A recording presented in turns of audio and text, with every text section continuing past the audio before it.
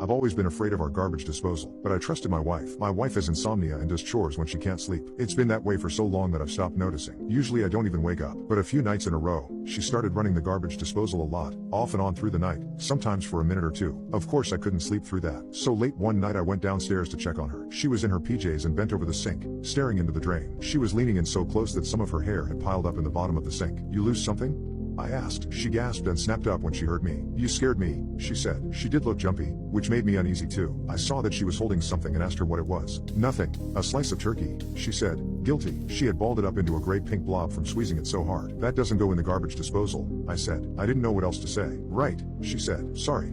I'm half asleep." She dropped it into the trash under the sink. There was a pack of sliced turkey on the counter, already half eaten. Why did we have it? I was the one who ate lunch meat, but I hated turkey. I didn't remember telling her to pick up any. "Hungry?"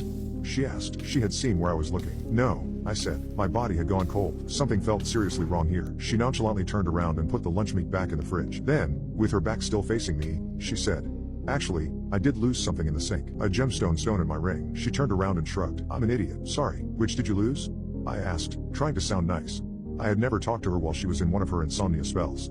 It was more like she was sleepwalking, or as if I were talking to a stranger, a woman who only looked like my wife and had wandered into my house. "A little one here," she said, pointing at her ring. "You wouldn't have noticed it. It's really small. You can barely even see where it's supposed to go." I doubted that I wouldn't have noticed it. I had bought her the ring, but the kitchen was too dark for me to see clearly. "You want me to fish it out for you?" I said. She smiled. "Sure," I said, going over to the sink. I felt a sudden panicked urge to run back upstairs, but I pushed that feeling down. I loved my wife. I trusted her, even when she was maybe half lying. I reached my hand inside the drain. It was damp and warmer in there than I had expected. The bumpy edge of the blade was almost hot. The metal must have heated up from the garbage disposal running for so long. "It's really small," she said. She came over to watch and leaned against the wall. The switch for the garbage disposal was next to her shoulder. I almost told her to be careful, but didn't. I didn't want to seem controlling. She smiled again at me. I poked around the sides of the garbage disposal container. Everything I touched soggy and soft, old scraps of food. The container felt like it was made of rubber. I had thought it would be metal or hard plastic, but the sides gave slightly when I pushed, and they were strangely warm. My wife was watching me intensely, her shoulder now on the edge of the light switch panel. My finger brushed something hard, and she moved her arm, the arm that was on the switch, and I ripped my hand out of the drain. "What?" she asked. "Did you cut yourself?" "I'm fine," I managed to say. My voice was shaking. Was she really going to flip the switch? "You are?" she asked. "Yes. I'm fine. I couldn't find anything. Sorry." "That's okay," she said, yawning. She went back up to bed. She moved slowly, oblivious to her surroundings.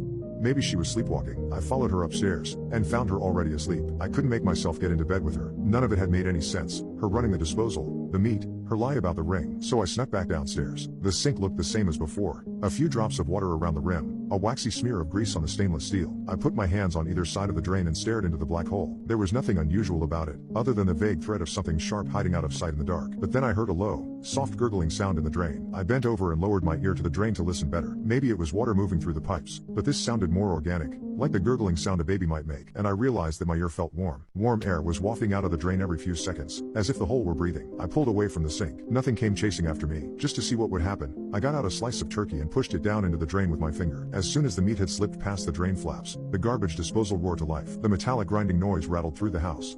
I probably screamed, but I couldn't hear anything over the harsh, wet grating sound. Finally it stopped, my heart pounding. I took all the turkey that was left and dropped it on the drain, then got a wooden spoon and pushed it down into the hole. The garbage disposal turned back on again and I ripped the spoon out. The end was gnawed to splinters. I'm not sure how long I stood there, watching the drain and listening to the blade chew up the meat. A minute, maybe. Then the faucet was running too. My wife was there. She had come down without me noticing. The water gushed loudly into the drain and choked down the pipes.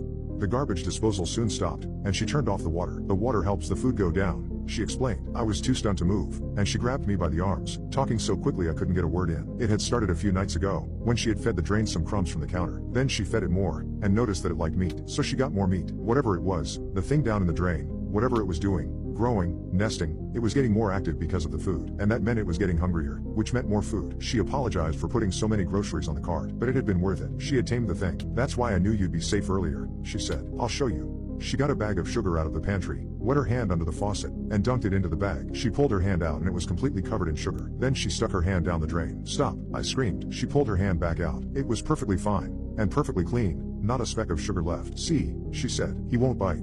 And it feels good." She sugared up her hand again and stuck it back in the drain. "It kind of tickles. And it's so warm." I couldn't speak. "You want to try?" she asked, and she got my hand wet under the faucet too, and dunked it into the sugar. I let her. I was curious, honestly, more curious than afraid. And then my hand went into the drain. There was a loud, sickening crunch.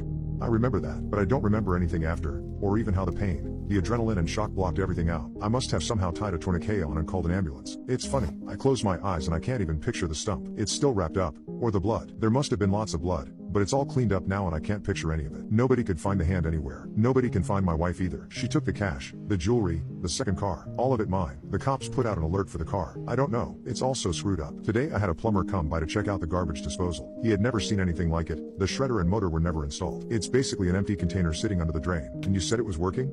He asked, doubtful. Yeah, I told him. My wife used it for years.